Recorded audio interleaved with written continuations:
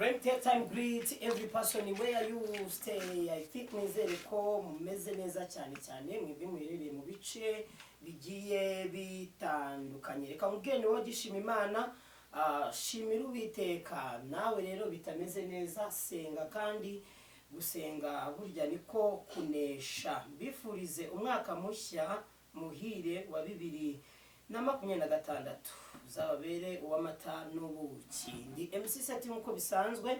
Uyu munsi wa none rero nagiye gusura abantu, kandi biba ngombwa yuko tugirana ikiganiro. Ntabwo byari byoroshye kugira ngo banyemerere yuko tuganira, ari nayo mpamvu turi kumwe n'amacano menshi atandukanye kugira ngo ibyabo tubishyire ahagaragara, cyane yuko ari ibintu byiza byagakwiye kwishimira buri munyarwanda wese na buri muntu wese. Turi kumwe na Shiba w'i Rwanda TV, Shiba wa Cyangugu, turi kumwe na Kamananga umusaza w'umureyo TV. Nyarukira kuri Kamananga TV, Kabananga TV. Ari kuzika ari byo? Kabananga TV. Yes, mba navuze menshi. Nyarukira kuri Kabananga TV umureyo, ukore subscribe, ugere kuri Shiba wa Cyangugu, ukore subscribe. Shiba w'i Cyangugu TV. Shiba w'i Cyangugu TV, ukore subscribe. Shiba w'i Rwanda TV, ukore subscribe. Wongere unyarukire kuri Bisigaho TV. Bisigaho nayo ni channel nziza cyane yanyuragaho amafilme, ariko uraza kwandikamo Bisigaho comedy, hose ukore subscribe. Kabananga ikaze. Murakoze kumikaze. Ndabifuriza amahoro n'imigisha biva ku Mana. Narije kureba yanzazame y'umugore yayamaze. Yarayamaze. Hanyuma niwe yembaye inzazame kandi. Inzazame. Sawa nyine. Ariko urumva ngarakuvugiramo tukiguye ikaze. We waretse nkivugira nawe ukivugira. Kuburyo se umuntu yakwita inzazame akabana yamaze yaranga. Nayakubwiye. Ayaheze. Shiba. Burabo miliyoni bungaye wabisigaranye. Ntarava wari nkasiga. Ntarava wari ukabona nsigaye ngenda n'amaguru ngewe. Ariko se ko muna tugiye gutangira umwaka dushwana koko. Sheri. None se ubu ngenda n'amaguru usetse. Ugenda n'amaguru se kubera ko ari ngewe wari imodoka yawe. Ninde wayiriye se yawe? Yego ufite miliyoni 2 zonyine. Izo miliyari uvuga na tiriyari ntazo nzi pe. Nese miliyoni 2 ni nyinshi ku buryo twisuriza abantu bose. Dusuje abari ku Afurika nyezisi, dusuje abari muri Amerika, abari muri Aziya, abari Burayi, abari muri East Africa, abari muri Afrika. Turabasuje, tubahamaka ikaze ku macano yacu. Ubu tugiye kubaganira, tugiye kubaha imvu n'imvano y'uburyo urugendo rwanjye rwagenze mu bagore bageze kuri 5, ari uyu wa 5 wa nyuma Shiba, ku bana 12 ku nshore 3600. Ubwo ni ukuvuga ngo urugendo rwanjye ngiye kurubabwirira nga live ku mugaragaro, atari bya bintu bivuga ngo nonongo ngo nibyo ngo se ngo nibyo ngo cyangwa sibyo. Ubu tugiye kuba ibyo nibyo 3600.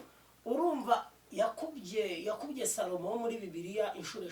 Salomo yarafite abagore 1001. Urumva wo inshore 3000 kandi abo nabashije kumenya. Abo nabashije kumenya baranarenga. Hari nabo bibagiwe. Hari nabo nibagiwe. N'abapfuye. Shiba mwaka mushya. Twese hamwe. Uragenda amafaranga y'umusaza urayamara. Ariko se narayamaze ntabwo twayasangiraga ebyiri wazibye iminsi ngahe. Wamurwaje kwa kuboko se? Nakumurwaza se. Kabana nabyo ntabwo bubizi. Muri iyi minsi niba urimo kugakanda akanekera amazi ashyushye. Muri iyi minsi arimo kugiye kugaruzamo make. Ubwo se umva yene utari kugaruza? Arimo aragaruzamo make.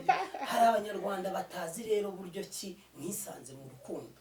Wenda ukavuga ati ni yanshoreke yari ya nyuma cyangwa se yamaza ya nyuma. Mwebwe ubwanyu mwaje kwisanga gute muri kudetinga, muri kumwe, muri mu rukundo? Byatangiriye muri Bahauze. DJ aziko ndi umusitari, yamubwiye ni se ko nshaka umugore w'umusitari mwiza n'indi. Ngiye kubona mbona anzaniye Shiba. Ubwo umuranga yari niwe musitari dufite muri Bahauze. DJ rwose ndanagusuje Bahauze. Wankoreye ishyano. Mama Queen na Papa Queen. Umuntu wanzaniye ukabyara we niwe wamumaye. Ajya ni DJ Nuza. DJ Banteri. DJ Banteri. Ibintu wankoreye DJ Banteri. Na Zainabu. Ni DJ Na Zainabu. Ibintu mwankoreye.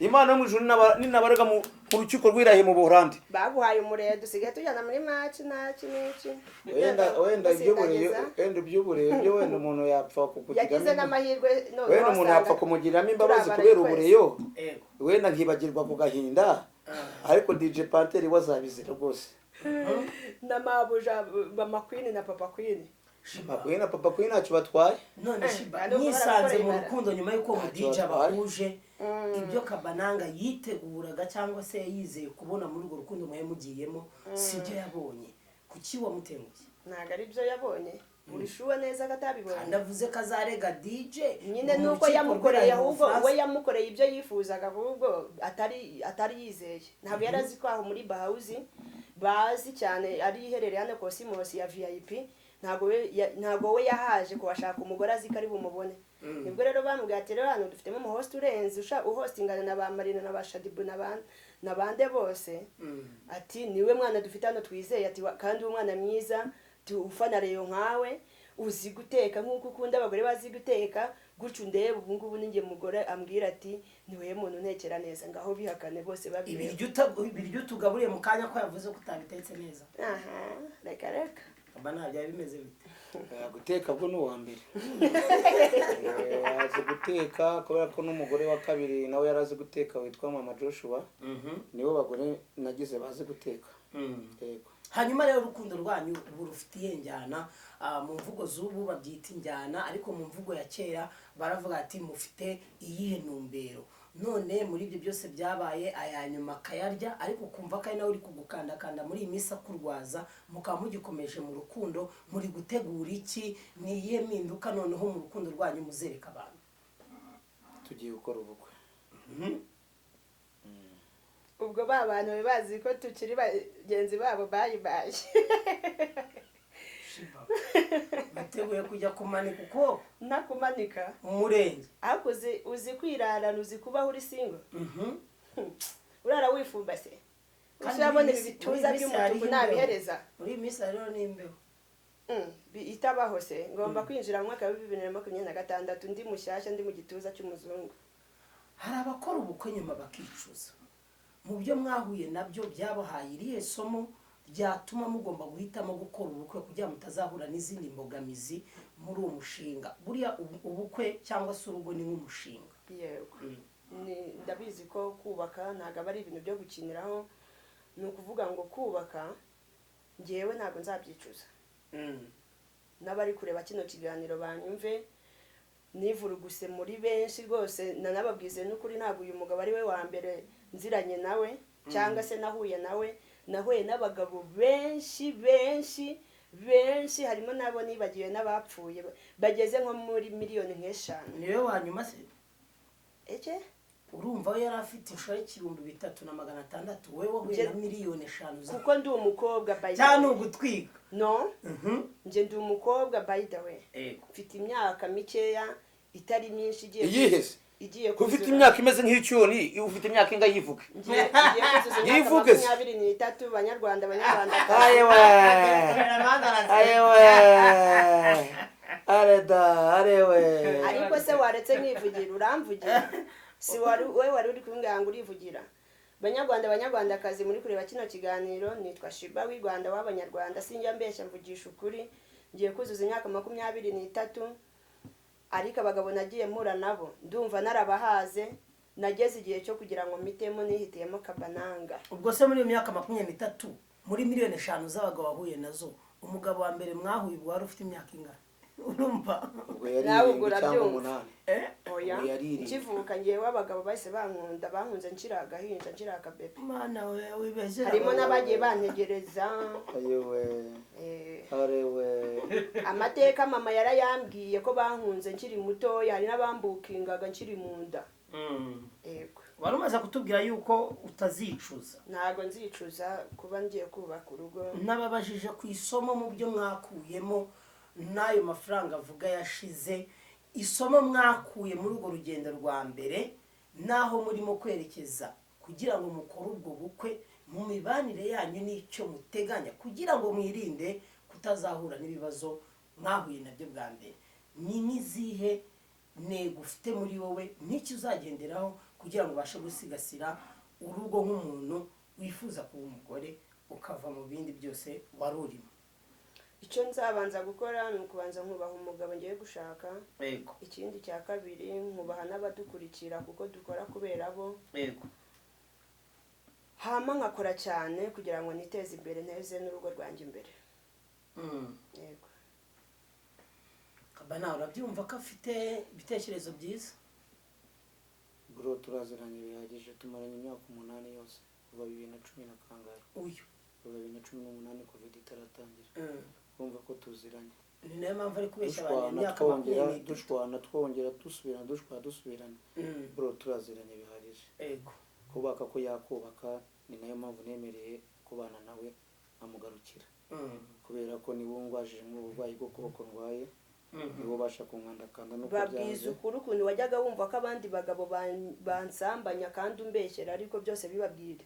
Ntabwo nagufashe usambana niyo mpamvu nyine ntabwo nagufashe usambana n'umuntu runaka live. Narakekaga, ariko amahirwe uvugisha ukuri ko wari nkarahabu. Wari wibwira kuri abatuye isi yose yuko abagabo wabaciyemo wanabihaze. Ni ukuvuga ngo rero abatasi bajya gutatiye ariko bayishwe n'indangamirwa bita Rahabu. Yayira bakira batese mu gihe muzamwabohoje ariko muzadufasha igikomba cumbikiye. Ati umuryango wawe na family yawe ntabwo tuzayikora, muzatunga mutunganirwe. Ni nayo mpamvu Rahabu yahawe umugabane nk'Umwisirayeli i Kanani. Hakunyuma yarababariwe. Nyine yarababariwe, ariko bafata Yeriko bamwemereye kumufasha n'umuryango we bose barabara, abandi bararimbura, ariko agiye bageze ni Kanani bamuha umugabane w'8. Ubwo rero urumva uyu nabo ubwo naramubabariye nyine. Ko birirwa badushinza ngo turwaye sida, muzazane test mu kiganiro cy'intu tuzakora cya episode ya 2. Muzarebe azapimira ivu, nanjye pimira ivu mureko ari sida afite cyari sida afite. Gasuku nirirwa sebya ngo ndwaye sida. Uzarebe muzaza n'ibipimo. Simvuye kwa muganga se. Simvuye kwa muganga se ejo bundi sinindi siyaje. Hari ikizamese batagufatira. Tuzakore ikiganiro cya 2 twerekana test ni buri cyatanu cya gihumbi. Turebe iyo sida badushinja. Basanga umwe muri mwebwe ayirwaye. Nta n'umurwayi sida muri twe. Bazamenya ko tubabeshya. Uyu impamvu yababwiye ngo hari igihe cyageragaho tukarekana cyangwa tugashwana, bamushiraga amagambo ngo Shiba ngo bari gusambana, ngo Shiba rwaye sida, mbese ngo Shiba za kuroga, bakamubwira nyine ibintu byinshi. Ariko impamvu atabigendeyeho niko yikoreye ubushishozi. Kuvuga ngo ari abo bagabo yasanze abenshi ari inshuti zanjye, nta nicyo dukora wenda cyo kuvuga ngo wenda ngo cy'ibyishimo byo mu buriri. Abantu ntago baba baziranye mu bintu byo mu buriri gusa, abantu bamenyana mu buryo bugiye butandukanye. Niyo sida bavuga twarayipimishije nko ku bitaro birenze 5. Birenze 5 n'amakilinike yose agiye ahagije, natwe tukanyuzamo tukagura ibipimo. Ibyo by'uburozi nawe arabizi ko inzira twahereyemo, yabivuze kare dutangira ko twahereye muri bahuze urukundo rwacu. Ntabwo yajya kuvuga ngo uburozi kuko icyo gihe ntabwo nabona ari nabugendanye. Ahubwo abantu bazira umuntu wimereye neza. Kuya abantu bumvishije izina Shiba ko nari ndi kumwe na Kiroso wasaba ko nari ndi kumwe na Bamishu, bakumva izina nuza Shiba bagakangarana cyane. Ako se bura n'abafani baba bagutinyira iki kwanza? Buramishwe n'umwera. Abari Burayi barakuzi, abari Sudan, abari abantu bose mukurikira Shiba muramuzi. Ni hosting ukomeye cyane, ariko kuki abantu bumvishije izina Shiba bagutinyira iki? Impamvu banyinya rero Kamananga nimba ari Kamananga sheri nako sorry. Sure. Ariko na bwetse ko izina ryanjye nyine Jean Kabananga TV, ariko amazina yanjye yavuge yombi nitwa ndi. Witwa Manishimwe Isaac. Uvuga gutyo rero. Ariko nge nzajya mvuga sheri. Wasabonde bizwa uvuga tonto. Cyangwa daddy. Impamvu batinya abantu batinya izina Shiba. Shiba ubundi bisobanura umwamikazi ndakeka. Yego. No sugurumva niba ndi umwamikazi nyine urumva ntari. Urumva nyine bidakaze. Kandi ikindi Shiba Karungi. Ende. Bumuretse uwo nguwo. Shiba uyu nguyu yakundanye na Shiba Karungi w'i Bugande. Noneho we bamubwira Shiba rero yarabuze ati utaza kuza kumbwira amanuka duhure Giriti Hotel. utaza kuza kumbwira ko ngiye kongera kubona undi mushiba mu gihe undi mushiba Akabari. wundi yagize. Damura akabari. Mureke ibintu by'amatelefone dusoza ikiganiro. Nyamuneka iki kiganiro ntabwo cyari cyoroshye kugira ngo tunagikora, urumva yuko Kamaranga aba ari no kumuhamagara kugira ngo ajye mu kazi, kandi numva telefone ya Shiba nayo nanjye bampamagaye nuko iri muri silence. Iri gusona ati najye mu kazi. Wari uri kuri Shiba w'Ibugande. Bana banye mu nzu kuri 40. Ayo makuru ndayafite ndabeshya. Baranabya umwana wajya ngaba mu Bubirigi. Ibyo wibyinjiramo. Fata Shiba twabanye turi inshuti. Nyine ngewe ndi gusobanurira abantu impamvu batinya izina Shiba iyo baryumvishe. Babazi ko ari Shiba w'Ikampala. W'Ikampala cyane ko nawe yabayeho umugore wawe. Masheri Samise Kulaba Katinaye ono ex wawe Katinaye bamwita Shiba wa Cyangugu. Umwaka mupya abagande mwese ndabasuje Kabananga Isaac Katonda bawe umukisha. Katonda abawo mukisa. Katonda abawo umukisha. Okay. Ariko ubwira abantu ndi muzi ubundi. Hanyuma rero kuwambwiye ko uzi Ikinyarwanda gusa nkaba numva uzivuga zose kutazirangiza. Hanyuma rero Shiba, iby'urugo rwanyu abantu bari kubyumva ndetse kandi banadushyigikira ari gutegura ubukwe. Neza ugo rugo n'urwaka kanya ko rumaze igihe kinini wo kuva rwagiye rutubakika neza tukaba tugiye kurushumanya ngo rwubakike neza. Mpamvu nayo ndise urugo nuko ari ibintu bigiye kujya mu mucyo no mu muco wa Kinyarwanda. Nyuma yuko twivurugusa rero mutegure uburyo ki muzajya muduha amakuru, tugira ibiganiro byinshi, tumenye updates z'uko ibintu birimo kugenda bikurikirana. Groupe ya WhatsApp noneho ku mbuga hose, Instagram, TikTok mubimenye. Umugore mukuru dufitanye abana 8 yitwa Mama Lydia. Umukobwa wanjye yuje 25, ejo nashingira, ejo bune nagira gute. Rero bakobwa banje, bahungu banje, famille yanjye, inshuti n'abavandimwe mufite, umugore wanjye yambereye akasamutwe. Simbizi ntabwo yambereye mwiza, ni nayo mpamvu nemeye gufata decision yo kurongora iyi nzazame yitwa Shiba, kubera ko umugore yigize umuntu wawo ngo wo munyedini umurokore cyane, arangije abango ninjya kumusuye ngo azajya avuza filime ngo ribize. Bwana Dr. Murangira rero ntabwo nanjye reka nirindi cyambere ko kibaho. Uwo mugore reka murekere imitungo ye n'abana be mu mahoro, nanjye nisumbushije ino nzazame y'imyaka 23 irabeshya, ariko ubwo nine n'itatu kuko umugore mukuru afite 8 n'ubundi urumva nta nakabara gakifitiye, ari mu rubyaro rw'abana. Reka mangane n'uyu muwosita, reka mpangane n'umuwosita kuko uriya mugore reka murekere masengesho yiwe. Ariko abanyamasengesho nabo mujye muhugura abakristo mwigisha. Umugore w'abana 8 akanga umugabo akajya avuga ngo umugabo ngo ntagashaka ko aziwe. Ibyo bintu mwigisha abagore bacu ntago ari byiza. Ni nayo mpamvu mfashe decision sinzajya guhangana n'umugore mushwane nawe njye gufungwa kubera ko ngo umugore yavuze ngo naje batabishaka, babyita guta urugo niko babyita.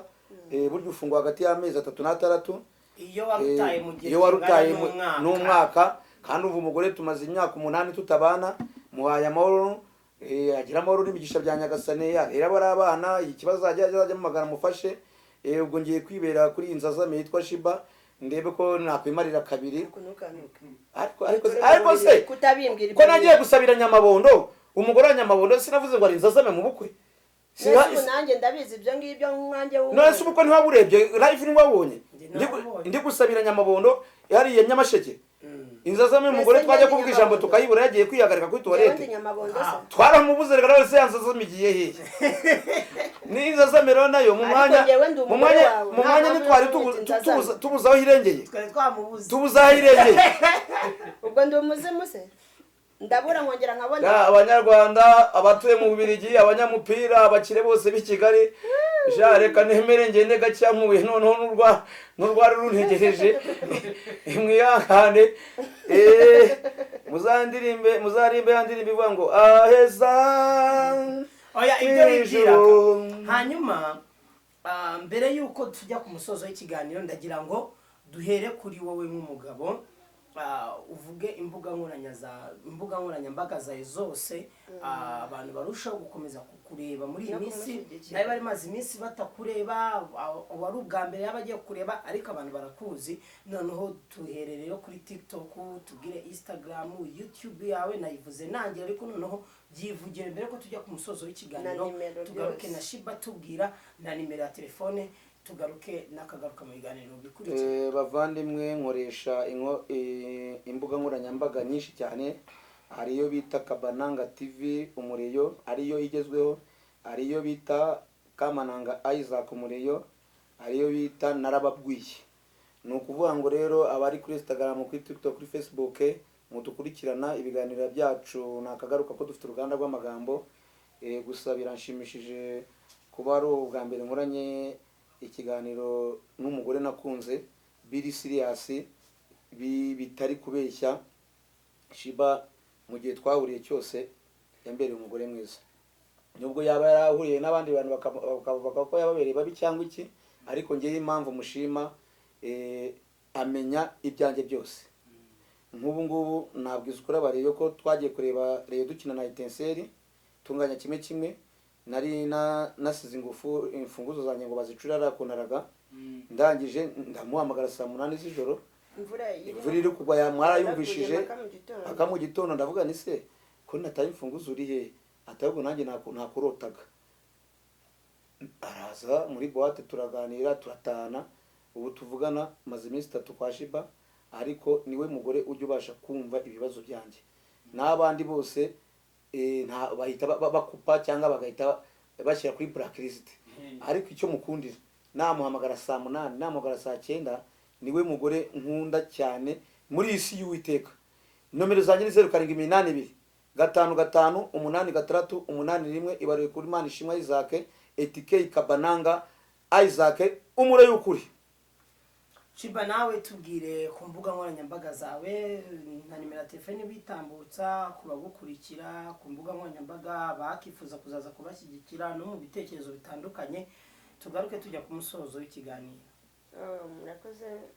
Nibyo koko imbuga zanjye nkoranyambaga nkoresha, Facebook zanjye mfite account 3, hari iyo bita Brenda Cyangugu, hari n'izindi 2 zitwa Shiba Cyangugu. Shiba Cyangugu na Facebook yanjye 2, na Brenda Cyangugu ni Facebook ya 3, Instagram ni Shiba wa Cyangugu nanone. TikTok rero sasa ari nayo iri communication cyane na YouTube channel yanjye ni Shiba w'i Rwanda, iyo ni TikTok imwe, Shiba w'i Rwanda. Noneho iyindi TikTok ya 2 ni Shiba w'i Cyangugu. Izo ngizo nizo zita zikomunikana na YouTube zanjye. YouTube imwe ni Shiba w'i Rwanda TV, iyindi ni Shiba w'i Cyangugu TV. Hanyuma nimero nkoresha ni 078 609 138, cyangwa se 07 8 11 692. Ndumva social media zanjye nkoresha ari izo ngizo.